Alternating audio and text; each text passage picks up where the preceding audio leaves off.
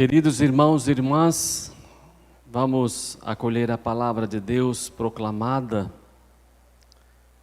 guardar no coração todas estas palavras, os ensinamentos de Jesus, e vamos pedir a graça de poder viver bem aquilo que Deus nos ensina. Nós podemos começar a nossa reflexão, a nossa meditação, com este refrão do Salmo 62, que nós rezamos logo após a primeira leitura. A minha alma tem sede de vós e vos deseja, ó Senhor. De fato, nós temos sede de Deus e precisamos descobrir isso, precisamos assumir isso.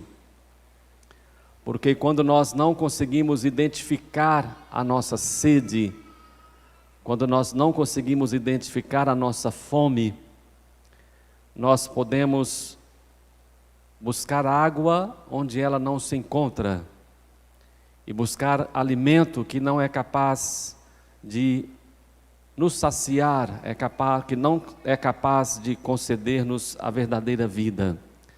Nós desejamos o Senhor, nós temos fome e sede de Deus, e nós precisamos então descobrir os caminhos que nos levam até Deus. Se a criatura deseja o Criador, ela precisa então descobrir quais são os caminhos, quais são os meios, quais são as formas da criatura aproximar-se então do Criador. Assim somos nós diante de Deus. Nós somos seres totalmente dependentes, temos que reconhecer isso, somos desnecessários.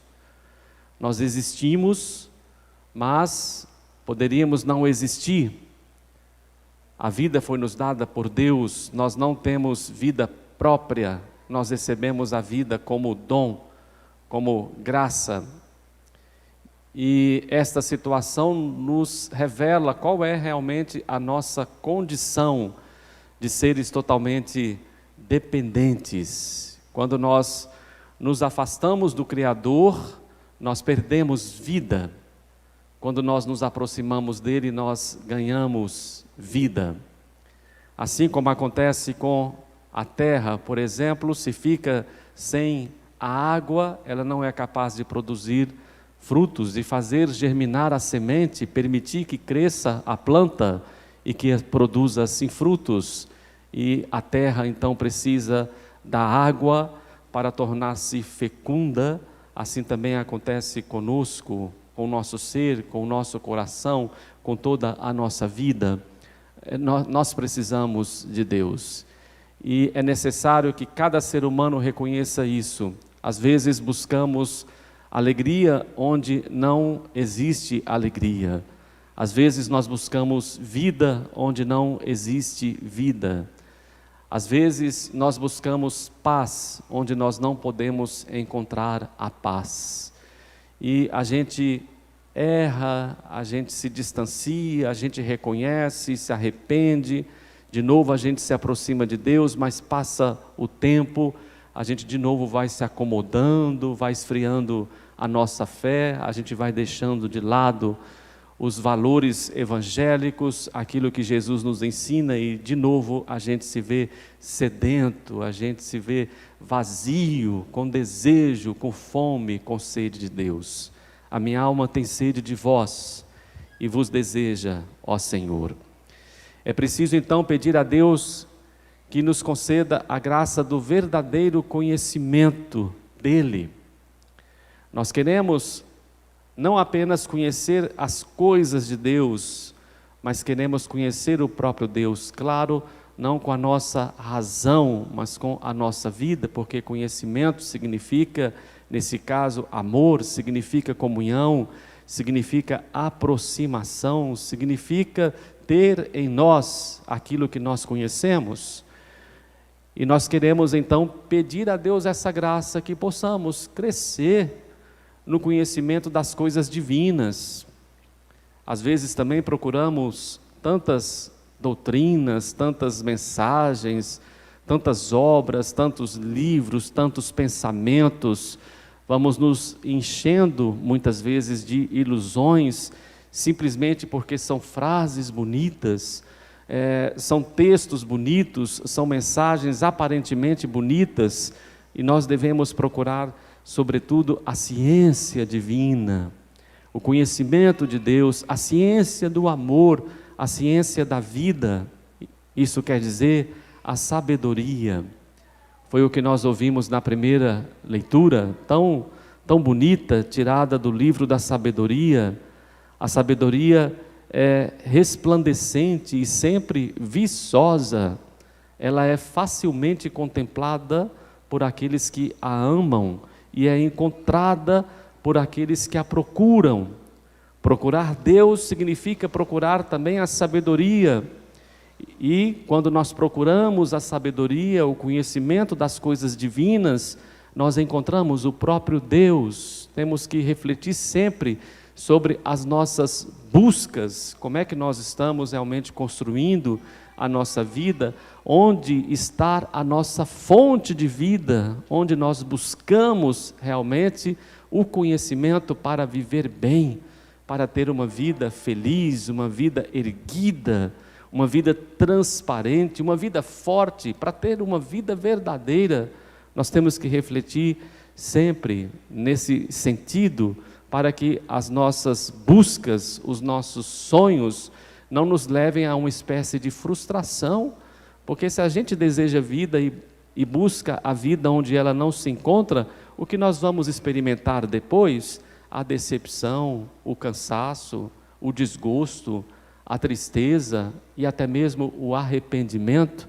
Nós queremos que a nossa busca alcance sucesso, ou seja, queremos encontrar a verdadeira paz, queremos encontrar o próprio Deus, queremos a sabedoria. Às vezes a gente pensa que ser sábio significa conhecer muitas coisas, ler muitos livros, ter um vocabulário fluente. Às vezes a gente vai identificando esse tipo de valor, porque se trata realmente de um valor. Que bom que a pessoa pode ser assim, mas isso não significa sabedoria diante de Deus. Às vezes a pessoa mais humilde, mais simples, que pouco fala, consegue alcançar esta ciência, porque é sábio não aquele que sabe muito, mas é sábio aquele que ama, aquele que se encontra com Deus, aquele que busca a Deus, aquele que se consagra a Ele. Nisto consiste a verdadeira sabedoria. Nós ouvimos então na primeira leitura esse texto tão belo, que nos convida a esta oração, a meditação da sabedoria. Nós queremos alcançar o conhecimento de Deus e queremos também alcançar o conhecimento das coisas de Deus. Queremos crescer, não apenas em idade, mas no conhecimento de Deus. No Evangelho, nós ouvimos Jesus nos ensinando a respeito da importância da vigilância, o cuidado, a oração. A palavra que nos é apresentada é esta parábola das 10 virgens. 5 se prepararam bem para esperar o noivo, 5 virgens não se prepararam muito bem, e na hora então elas não puderam acolher o noivo, porque não estavam com as suas lamparinas ou com as suas velas cheias, totalmente preparadas. Essa parábola de Jesus vem nos ensinar a respeito da vigilância, a respeito do cuidado. Temos que realmente sempre tentar perceber como que nós estamos praticando a fé, praticando a religião. Às vezes pensamos que trata-se apenas de práticas de ritos. Quando a gente pensa então no nosso encontro definitivo com Deus, quando a gente pensa na segunda vinda de Jesus, a gente pensa nos sacramentos, a gente pensa na oração, que nós possamos estar preparados, confessados com a comunhão eucarística para que Deus nos acolha. Mas esta vigilância que Deus não pede não é somente isso, significa viver de forma reta, viver bem, viver o amor, praticar a comunhão, a caridade, o serviço, ser testemunha de Cristo. Na verdade, se a gente não se torna testemunha do Evangelho, se a gente não se torna reflexo da presença de Deus em nós, ou seja, se a gente não é capaz de transmitir o Deus que está em nós, pode ser que, de uma hora para outra, no nosso encontro com Deus, as nossas velas ou as nossas lamparinas estejam vazias. Nós precisamos pedir a Deus o azeite da alegria, o azeite do testemunho, né? O azeite da caridade, o azeite do serviço. É assim que nós queremos estar cheios, para que possamos então estar totalmente preparados quando formos ao encontro do nosso Deus, ou então quando Ele vier ao nosso encontro. Todas estas palavras nos convidam então à vigilância, nos convidam à oração, nos ensina a buscar as coisas certas. Não nos enganemos, não vivamos na ilusão, não busquemos a felicidade onde ela não se encontra, não façamos das coisas de Deus, né, apenas um caminho para a nossa felicidade pessoal, mas que seja realmente um testemunho de quem abraçou de forma madura e de forma total a proposta de Jesus de evangelizar o mundo, de construir o reino, de implantar o seu reino aqui entre nós. Na celebração de hoje, como tem acontecido durante toda esta semana, nós queremos acolher com alegria e também queremos rezar pelo nosso irmão Délio, agora diácono Délio. Padre Lauro, Cônego Lauro, teve essa feliz iluminação, essa feliz ideia de celebrar a 8ª da ordenação do diácono permanente, ou do diácono Délio, porque nós não tivemos a oportunidade de acompanhar a sua ordenação, por causa dessa condição aqui, né? Apenas a família do Délio foi a Lafayette, com o Cônego Lauro, porque ali também o número de pessoas era bastante restrito, 14 diáconos foram ordenados, então era necessário então apenas a família e os padres, diretores espirituais, que pudessem então comparecer na ordenação. E essa paróquia tão viva, tão alegre, tão feliz, se fosse numa outra condição, sei lá, 2, 3, 4, 5 ônibus presentes na ordenação.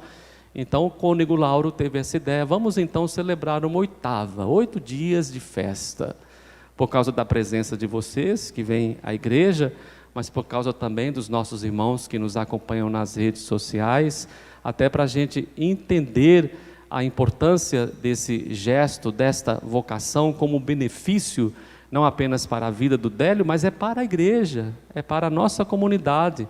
É a nossa comunidade que se enriquece com mais uma vocação. Eu acho que todos sabem, né? O sacramento da ordem tem 3 graus, né? A pessoa primeiro é ordenada diácono, depois é ordenada presbítero, 2º grau da ordem. Tem o caso também daqueles que chegam ao episcopado, 3º grau da ordem. Recentemente nós recebemos a notícia da nomeação do nosso reitor do seminário São José, padre Walter Magno de Carvalho, que foi eleito bispo auxiliar de Salvador. Então a igreja ela é rica de vocações, e o clero não seria completo, vamos dizer assim, né? Esse serviço mediante o sacramento da ordem não seria completo se nós não tivéssemos também os diáconos, né? Nós todos padres fomos também diáconos e somos diáconos, quando nós entendemos também que o diácono é o serviço, a caridade, mas nós vivemos o diaconato numa situação transitória. Foi uma preparação também, um momento nosso de formação, de preparação para a ordenação presbiteral. Quando a gente fala que Délio é o diácono permanente, é porque ele não está traçando esse caminho de discernimento e de formação para o sacerdócio Então ele se torna diácono, né? Apesar de solteiro, e assim ele permanece, mas oferecendo a sua vida a Deus, à igreja, à comunidade. É uma vocação muito, muito bonita, que a igreja redescobriu, né? Revalorizou a partir do Concílio Vaticano II. Nós temos aqui também na nossa paróquia o diácono Luiz Carlos Lopes, e temos também na cidade outros diáconos permanentes, e agora nós temos um segundo diácono. Essa paróquia, Nossa Senhora de Fátima, tem 2 diáconos permanentes, né? O professor Luiz Carlos Lopes e agora o Délio Duarte. Então, com muita alegria, Délio, eu participo com você desta celebração, deste momento de oração, de ação de graças, né? Agradecendo a Deus o dom de sua vida e de sua vocação, né? A verdadeira vocação é, na verdade, servir a Deus, é abraçar as coisas divinas, é acreditar em Jesus, é confiar totalmente nele. Nós somos todos batizados, graças a Deus, e recebemos de Deus essa graça de termos em nós o Espírito Santo. E o Espírito Santo que nos move também desperta em nós carismas, dons, e assim cada um vai descobrindo o seu espaço, o seu lugar na igreja, na família, na sociedade. E o Délio descobriu que o seu espaço, a sua vocação, o seu serviço, a forma como ele iria servir a Deus, seria então por meio do diaconato permanente. Que bom! Trata-se de um gesto corajoso, de um gesto de amor, trata-se de uma doação em benefício dos irmãos, em benefício da igreja, porque na verdade o diácono é aquele que serve, é aquele que ama, é aquele que exerce a caridade, e é exatamente isso que nós desejamos a você, Délio, que você possa ser cada vez mais feliz, né, doando a sua vida. Não é feliz aquele que muito tem, mas é feliz aquele que é capaz de oferecer o pouco que tem, né?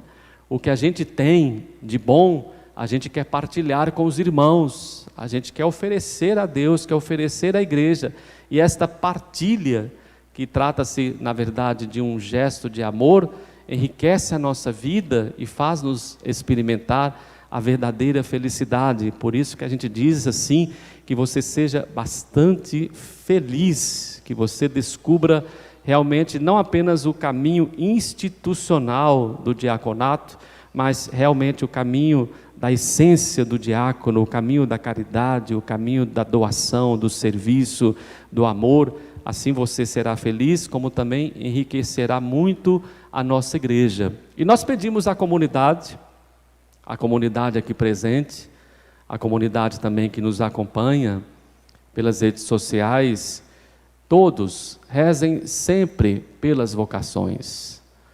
Nós tivemos aqui um ano vocacional para comemorar os 25 anos de ordenação presbiteral de Cônego Lauro, né? Celebramos isso com muita alegria. E agora, logo depois, a ordenação do diácono Délio. Vamos rezar pelas vocações, não apenas as vocações sacerdotais, mas também as vocações leigas. Nós precisamos fazer com que a nossa igreja se torne cada vez mais uma assembleia de vocacionados e vocacionadas. Descubra qual é o seu lugar, descubra qual é o seu carisma, qual é a sua missão, qual é o seu papel, para que você se torne um cristão autêntico e que não viva a religião apenas de modo superficial, apenas como rito, apenas como tradição, apenas como uma questão social ou familiar, mas descubra o seu lugar na igreja. E o nosso lugar na igreja, o nosso papel na igreja significa amar, sobretudo amar. Esta é a verdadeira sabedoria. Vamos então